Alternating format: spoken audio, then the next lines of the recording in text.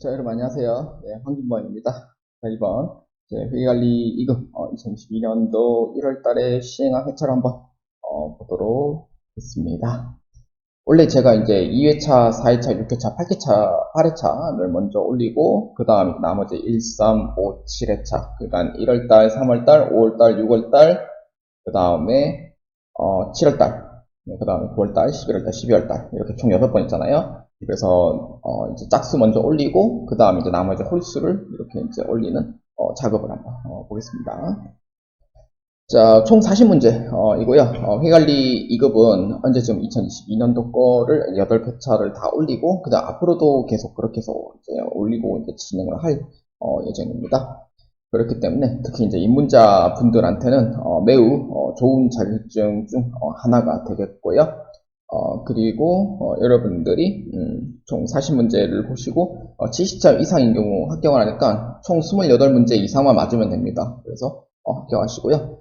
그리고 입문자 분들은 회계 2급을 처음 이제 배우신 분들이라 하면은 솔직히 저는 이론적으로 약한 부분을 조금 강하게 만드는 이 회계관리 2급이 상당히 좋다고 저는 생각을 합니다. 그렇기 때문에 이 회계관리 2급에 해당하는 이 내용들을 보시고 기초 역량도 쌓고 자격증도 합격하고 회계관리 1급과 재경관리사를 모두 합격하시는 걸 해가지고 여러분들이 회계 쪽에 이제 매우 이제 역량이 이제 매우 높은 단계로 올라가시는 것도 매우 저는 추천드리는 바입니다. 자, 그렇기 때문에 저는 총 4개의 파트를 나누어서 이제 1번부터 10번까지 그리고 11번부터 20번까지 해가지고 그렇게 10문제씩 진행하도록 하겠습니다. 자, 1번 문제부터 한번 보도록 하겠습니다. 자, 다음 중 재무상태표에 나타나는 계정 과목으로 가장 올바르지 않은 것은 입니다. 재무상태표에 나타나는 계정 과목이라고 되어 있고요. 이때 이 재무상태표는 자산, 부채, 자본에 해당하는 이 계정 과목들을 이제 본인이 보시고 정확하게 아시면 됩니다. 근데 이게 이 문제가 만약에 이 전산회계다라고 하면은 계정 과목 및 조교 등록을 보시고 하면 돼요. 근데 계정 과목 및 조교 등록을 보는 게 아니기 때문에 올 필기 시험이다. 그렇게 해서는 볼 수가 없는 상황이니 그래서 이거를 어떤 계정 과목인지 알고는 계셔야 되는 사항이 됩니다. 그래서 올바르지 않은 거는 자, 1번이 답이 되겠고요. 자, 한번 봅시다. 매출 원가는 그 수익과 비용의 대응 원칙에 해당하는 비용 계정 과목에 해당이 됩니다. 그래서 코드 번호는 제3회계 코드 번호는 451번에 해당하는 비용에 해당하는 계정 과목 0이 되고요. 자, 그 다음에 매출 채권은 자 어떤 건지 한번 보도록 합시다. 매출 채권은 외상 매출금하고 그 다음에 받으러움의 하침 용어입니다. 자, 그러면은 외상 매출금 받으러움의 합침 용어이니까 요 계정 과목들은 받을 수 있는 권리, 즉 자산 계정 과목이 됩니다. 그래서 2번은 재무상태표에 나타나는 계정 과목이 맞고요. 자, 그 다음에 3번 재고자산입니다. 재고자산은 자, 오늘 상품, 그 다음에 원재료, 제품을 뜻하죠. 그래서 이것도 역시 내가 소유하고 있는 재산, 즉 자산이 됩니다. 그 다음에 매입 채무. 매입 채무는 뭐하고 더한 거예요? 그렇죠. 외상매입금과 지급어음의 하친용어입니다. 그래서 내가 돈을 줘야 될 의무가 생겨요. 그렇기 때문에 의무는 부채다 이렇게 보실 수가 있습니다. 그래서 이에 해당하는 정답은 몇 번이냐면은 1번의 답은 1번으로 보시면 되겠습니다. 자, 회계관리 2급 문제 2번입니다. 자, 다음 중 재무상태표의 작성 기준으로 가장 올바르지 않은 것은 입니다. 자, 1번부터 한번 보겠습니다. 자산, 자본, 부채는 순액으로 표기하지 않고 총액으로 기재한다. 맞죠? 순액주의는 채택하고 있진 않아요. 그러니까 상계 처리해서 회계 처리하는 방식이 아닌 자산은 자산대로 따로, 부채는 부채대로 따로 이렇게 이제 별도 공시를 하는 것이죠. 그렇기 때문에 총액주의에 의해서 기재한다는 게 맞다라고 보시면 됩니다. 그래서 1번은 맞다. 그 다음에 2번. 자산과 부채는 결산일 현재 1년 또는 영업 주기를 기준으로 구분 표시한다. 그렇죠. 자산과 부채는 결산일 현재 1년이에요. 그러니까 1월 1일부터 12월 31일까지 해가지고 1년 기준으로 작성하는 거죠. 여러분들 그 회계관리 책 보면은 있습니다. 네, 참고해서 보세요. 그 다음에 영업주기를 기준으로 구분 표시한다. 맞는 얘기죠. 그래서 2번은 맞아요. 1년 기준 작성으로 되어 있기 때문에 2번은 맞다. 이렇게 보시면 돼요. 자, 그 다음에 3번입니다. 자산과 부채는 유동성이 낮은 것부터 먼저 표시한다고 했는데, 유동성이, 그러니까 현금화가 가장 높은 순으로 이제 표기가 돼요. 그러면은 유동성이 낮은 표시예요? 아니죠. 유동성이 높은 표시로 해가지고 공시를 하도록 되어 있죠. 그래 아닙니다. 그래서 3번은 답이 될 수가 없고요. 자, 그 다음에 4번입니다.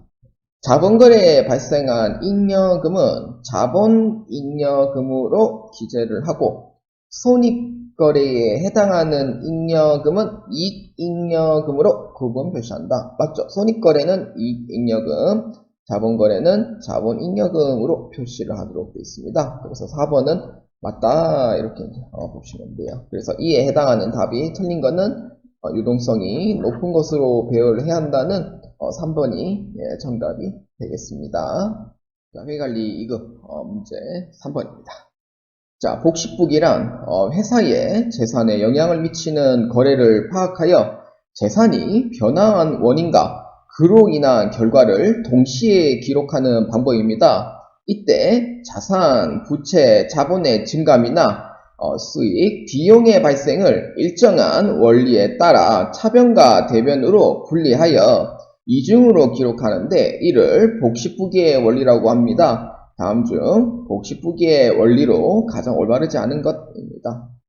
자, 이게 말이 좀 길어 보이긴 한데 사실 핵심을 짚어보면은 거래를 파악을 해서 재산이 변한 원인, 그로 인한 결과를 통제하면서 기록하는 방법이래요. 그럼 이 뜻은 뭘 의미를 하냐면은 거래의 판례소를 의미를 한다는 거예요. 그래서 이때 자산, 부채, 자본의 증감돼 있죠. 수익, 비용의 발생이라고 돼 있죠. 원리에 따라 차변과 대변으로 분리한다. 이거는 거래의 판례소에 대한 거예요. 그래서 이를 복식부기라 하잖아요. 그래서 이거를 거래의 판례소를 합니다. 여러분들 거래의 판례소 다 아실 거예요. 자산의 증가, 자산의 감소, 부채의 감소, 부채의 증가, 그 다음에 자본의 감소, 자본의 증가, 비용의 발생, 수익의 발생, 이렇게 총 8개의 거래의 판례소가 존재를 합니다. 그래서 틀린 걸 찾으시면 됩니다. 자, 볼까요? 자산의 증가는 차변, 자산의 감소는 대변에 기록한다. 맞는 얘기죠. 자, 그 다음 2번. 부채의 감소는 차변이고 부채의 증가는 대변이다. 맞는 얘기죠. 그 다음 3번. 자본의 감소는 차변이고 자본의 증가는 대변에 기록한다. 맞는 얘기죠. 이 거래의 판례소에 대해서 정확하게 위치를 파악하고 있다라고 보시면 됩니다. 그래서 맞다 이렇게 이제 보시면 되겠고요. 자, 그 다음에 4번 한번 봅시다. 수익의 증가는 차변, 비용의 증가는 대변이랍니다. 비용은 어디예요? 비용은 항상 차변이에요. 그 이유는 뭐예요? 비용은 내 돈이 나가는 구조거든요. 그래서 돈이 나가는 곳은 기입하는 곳이 대변이기 때문에 돈은 나가는 곳이 대변이니까 그 대변을 비워주고 차변에다가 넣어주는 거예요. 그게 비용이라는 거지. 그렇게 되고요. 그 다음에 수익은 반대로 내 돈이 들어오는 구조죠. 그러면은 돈이 들어온다. 그러면은 차변이 돼요. 그러면 이때 이 차변이 되면은 돈이 들어온 것을 차변에 비워주면은 수익은 어디에 기록해요? 대변에다가 기록을 합니다. 그래서 4번은 반대로 돼서 틀렸다라고 보시면 돼요. 수익의 증가는 대변이고 비용의 증가는 차변이다라고 보시면 돼요. 그래서 정답은 4번으로 해가지고 보시면 되겠습니다. 자, 회계관리 2급 문제 4번입니다. 자, 소프트웨어를 개발하는 주식회사 3일은 프로그램의 용역을 11월 5일에 제공을 하고 용역 제공 대가를 12월 5일에 수령하였답니다. 해당 거래가 재무제표에 미치는 영향으로 올바르지 않은 것입니다. 단 해당 거래의 매출 총이익률은 10%라고 합니다. 이 문제는 이해를 좀 하셔야 돼요. 이해를 못하면 이 문제 못 풀어요. 그래서 소프트웨어를 개발하는 프로그램 용역을 11월 5일에 제공하고 용역 제공 대가를 12월 5일에 받았답니다. 개발비를 뜻하는 거죠. 소프트웨어를 개발하는 용역이라고 되어 있으니까 개발비를 뜻하는 것도 있고 그 다음에 소프트웨어로 이제 회계 처리를 할 수도 있겠죠. 자체 개발한다고 하면은 개발비고 이 프로그램을 산다는 거는 소프트웨어가 되겠고요. 그래서 해당 거래의 재무제표에 미치는 영향으로 옳지 않은 것. 해당 거래의 매출 총이익률은 10%다라고 되어 있죠. 자, 개발비는 자산이에요. 근데 소프트웨어도 자산이에요. 근데 문제를 보면은 개발비하고 소프트웨어를 아까 제가 예를 들어 설명했지만 용역을 제공했다는 거는 판매를 했다는 의미가 되거든요. 그러면 이거는 개발비하고 소프트웨어를 구입했다는 건 아니고 이거를 파는 회사라는 거예요. 그러니까 용역 수익이 되는 거죠. 그럼 용역 수익은 뭘로 보냐? 판매 수익으로 봅니다. 그러니까 매출액을 본다 이 뜻이에요. 매출액으로 본다라고 보시면 되고 그러면은 영향으로 옳지 않은 것이라고 되어 있잖아요. 그러면 11월 5일에 제공했다는 거는 차변에 외상매출금으로 회계 처리를 했을 거예요. 그럼 대변에는 용역 수익으로 처리를 했겠죠. 프로그램 용역이니까 용역 수익 처리했을 거예요. 그럼 수익이 올라가면서 자산이 증가하게 됩니다. 그러면은 11월 5일에 자산이 증가한 게 맞아요. 자, 그러면은 자 12월 5일에 이제 대가를 수령을 했죠. 그러면은 보통예금으로 수령했다 칩시다. 어디로 가요? 대변에 외상매출금으로 처리하는 거예요. 이렇게 처리를 하게 돼요. 자, 그러면은 11월 5일에는 자본이 증가한다고 되어 있는데 자본이 증가한 뜻이 뭐냐면은 수익이 올라가니까 당기순이익도 올라가게 됩니다. 그래서 자본이 올라가는 거는 맞아요. 수익이 올라가면은 자산이 올라가고 부채 내려가고 그 다음에 자본이 올라간다고 되어 있거든요. 책에 보시면은 수익 비용 파트에 보시면은 그래서 자본이 올라간다는 거는 맞는 얘기고 11월 5일에 용역 수익이니까 판매 수익으로 보아하니 수익이 올라가는 것도 맞아. 근데 12월 5일은 수익이 감소해요? 아니죠. 수익이 감소한다는 얘기는 없어요. 왜냐? 이 12월 5일자 분계가 거래에 팔려서가 자산의 증가나 자산의 감소가 되거든요. 그래서 어디에서도 수익이 내려간다는 얘기는 없습니다. 그렇기 때문에 12월 5일에 손익계산서 수익이 감소한다는 얘기는 없기 때문에 이에 해당하는 정답은 4번으로 체크해 주시면 되겠습니다. 자, 회계관리 2급 문제 5번입니다. 자, 다음 중 현금 계정, 거래 내용에 대한 설명으로 가장 올바르지 않은 것은? 입니다. 자, 이 문제는 보실 때 어떻게 보시냐면은 이 현금 기준으로 이렇게 왼쪽에 있으면은 계정 과목이 현금이 차변에 있다는 뜻이 됩니다. 그 다음에 현금 기준으로 오른쪽에 있잖아요. 그러면은 이 계정 과목은 대변에 현금이라는 뜻이에요. 그러면은 상품 매출과 단기 대여금은 어디에 기록되나요? 라고 하면은 이거는 대변에 해당하는 계정 과목 명이 돼요. 요거는 반대로 차변에 해당하는 계정 과목 명이 되겠죠. 그렇기 때문에 이렇게 이제 분류가 된단 말이에요. 자, 그래서 자 한번 보도록 합시다. 그러면은 차변의 현금인 경우에는 3,000원, 그 다음에 2,200원 이라고 보면은 그럼 대변에는 이렇게 회계 처리되는 거죠. 상품 매출 3,000원, 그 다음에 단기 대여금 2,200원. 이렇게 이제 되는 거예요.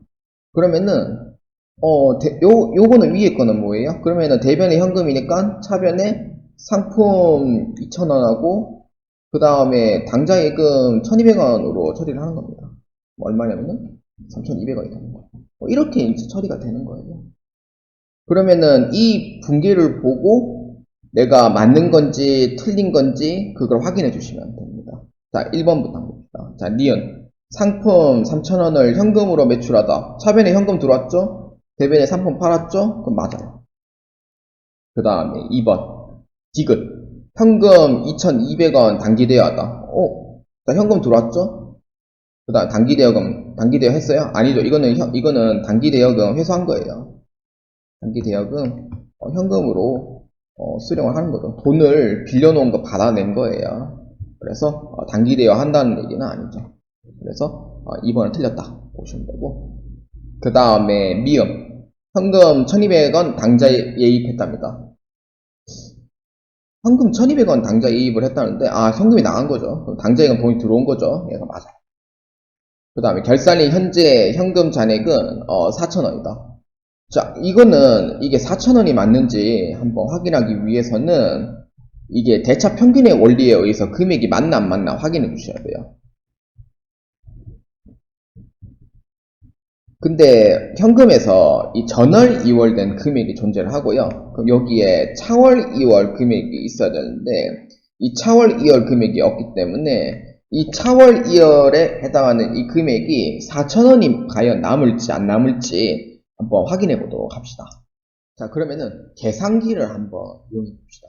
자, 대차 평균 원리에 의해서 차변과 대변에 있는 금액이 맞아 들어가야 됩니다. 그래서 얼마냐면은 7,200원이 돼야 돼요.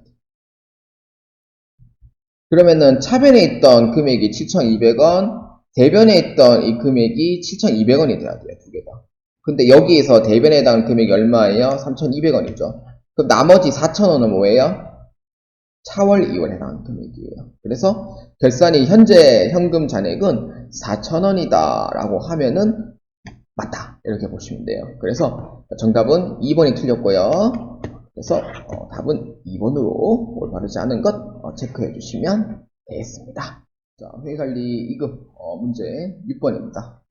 자, 다음은 3일의 임대료 수익 계정별 원장을 나타낸 것입니다. 계정별 원장의 기록에 대한 설명으로 가장 옳은 것은 입니다.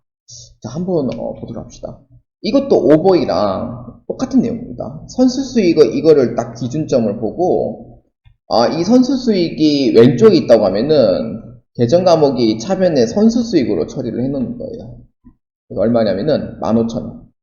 그러면은 임대료는 대변에 해당하는 계정 과목이죠. 그래서 대변의 임대료 15,000원 이렇게 회계 처리한다 라고 보시면 되고요.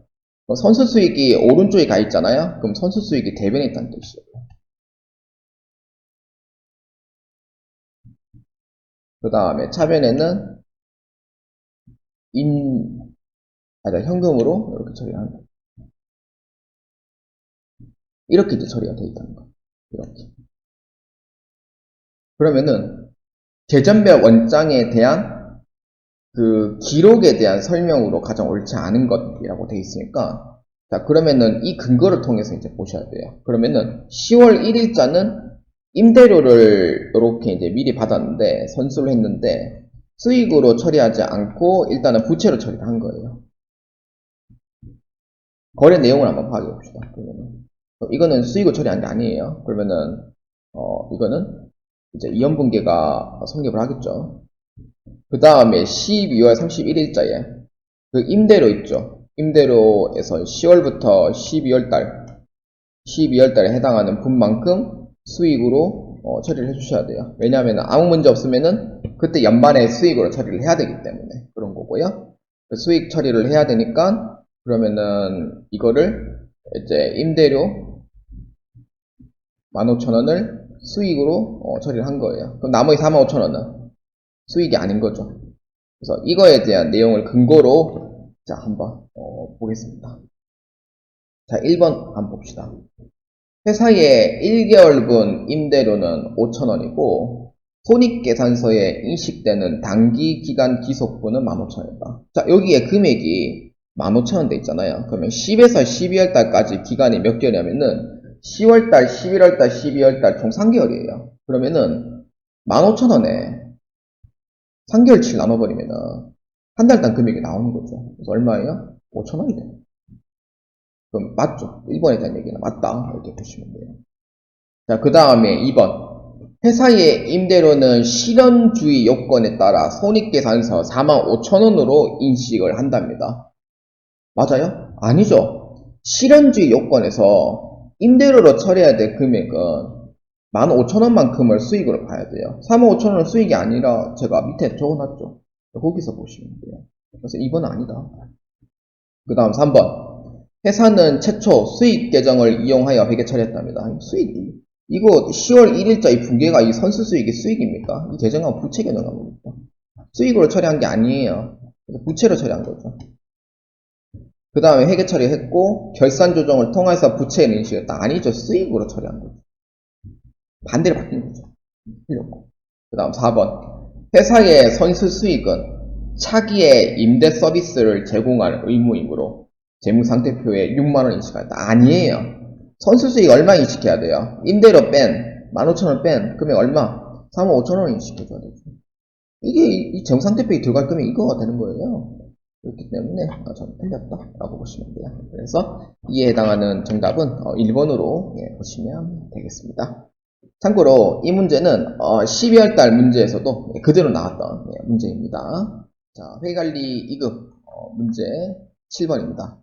자, 다음 중 자산으로 계상할 수 없는 겁니다. 자산으로 계상할 수가 없다. 그러니까 이 계정 과목 자체가 자산이 아니라는 뜻이 됩니다. 자, 1번 한번 봅시다.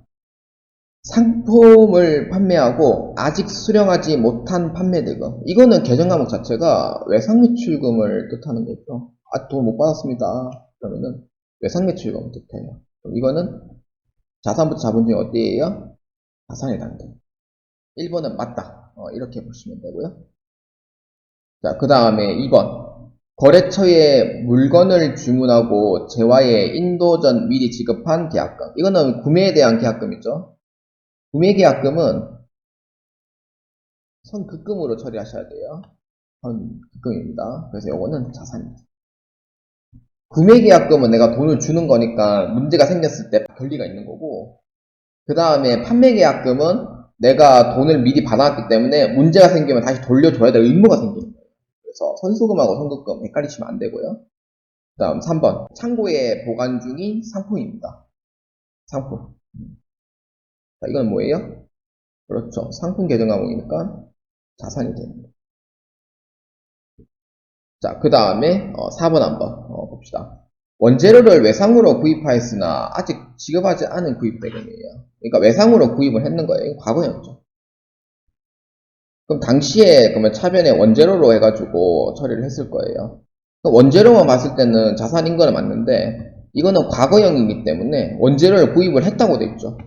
그럼 그 다음 대변에는 외상 매입금으로 이제 처리를 하는 거예요. 이렇게. 근데 아직 지급하지 않은 구입대금이니까 아직 지급하지 않은 구입대금은 이게 현재형이 되는 거죠. 그래서 계정과목은 어떻게 되냐면은 차변에 뭐 아직 처리할 건 없어요. 아직 지급하지 않은 구입대금이니까. 원재료 외상으로 구입을 했어요. 근데 아직 지급하지 않았대요. 이게 과거형이잖아요. 자산으로 계상을 할 수가 없다는 거예요. 그래서 7번의 답은 4번으로 보시면 되겠습니다. 이것도 많은 의문을 가질 거예요. 왜냐면은 왜 이게 4번 왜 아니 원재료는 자산 아닙니까? 라고 물어보면은 자산인 걸 맞아요. 근데 여기서 얘기하고자 하는 거는 과거형이기 때문에 아직 지급하지 않은 구입대금이니까 외상매입금으로 처리를 한다라는 의미로 해석을 하시면 됩니다. 그래서 일단 이건 자산으로 그러니까 하지 않는다라는 의미가 되겠습니다. 자, 회계관리 2급 문제 8번입니다. 자, 다음 중 주식회사 3일에 재고자산과 관련된 재무제표의 주석에 대한 설명으로 가장 올바르지 않은 것은 입니다. 재무제표에 대한 주석입니다. 자, 2기는 2022년도 12월 말 현재, 1기는 2021년도 12월 말 현재입니다. 자, 보니까 자, 여기에 자, 보고기간 종료일 현재 재고자산 내역은 다음과 같습니다. 라고 뜨고요. 자, 제품, 평가전 금액, 제공품, 원재료, 저장품 이렇게 있고요. 평가 충당금 있고요. 장부상 금액이 있습니다. 이걸 보고 이제 해석을 하는 거예요. 자, 일단은 문제를 보기 전에 한번 내용부터 한번 먼저 파악을 해보도록 합시다. 평가전 금액은 내가 구입한 금액이에요. 아니면은 제조했는 금액이 되겠죠. 근데 평가 충당금이 있다는 뜻은 뭐냐면은 저가법에 의해서 그 시가하고 원가가 비교했을 때 원가 금액이 현재 높은 거예요. 그래서 이거를 평가 손실이 이미 잡혀져 있을 거고요. 그거에 따른 순장부 금액이다 라고 보시면 됩니다. 자, 그러면 1번부터 자 한번 보도록 하겠습니다. 자, 1번 주식회사 3일이 보고기간 종료일 현재 재무상태표에 계상되는 재고자산의 순액은 482만원이다. 아, 맞죠? 482만원 맞아요. 네, 맞는 거죠. 482만원? 맞다. 이렇게 보시면 되고. 왜냐면은 평가 충당금을 차감한 금액으로 해가지고 장부 금액 얼마입니까? 뭐니까 482만원입니다. 이렇게 이제 보는 거고 1번은 맞아. 자, 그 다음 2번 3일이 보고기간 종료일 현재 소모품, 수선용 부품 등으로 재고자산 금액이 15만원이다. 그러니까 이거는 보고기간 종료일 현재 수선용 이제 부품품 등으로 재고자산 금액이 15만원 되는데 맞죠? 왜냐면은 이 평가를 자체 할 필요가 없으니까 평가하지 않고 보아하니 2번에 해당하는 부분은 맞다 이렇게 이제 보시면 돼요. 그래서 2번은 맞다 이렇게 보시면 되고요. 자, 그 다음에 3번 주식회사 3일이 보고기간 종료일 현재 보유한 모든 재고자산의 취득원가는 530만원이에요. 그러니까 이거는 평가 전 금액을 뜻해요. 평가 전 금액을 뜻하고 그 다음 구입금액 또는 제조금액이죠. 그래서 얼마냐면 530만원이 맞다 이렇게 보면 돼요. 정답은 3번밖에 없겠네요. 자, 주식회사 3일이 보고기간 종료일 현재 모든 재고자산의 시가가 차기 이후에 회복되더라도 재고자산 평가 손실 충당금은 환입될 수 없다라고 되어 있죠. 환입할 수 있습니다. 근데 조건이 있어. 뭐냐면은 장부 금액을 초과할 수는 없습니다.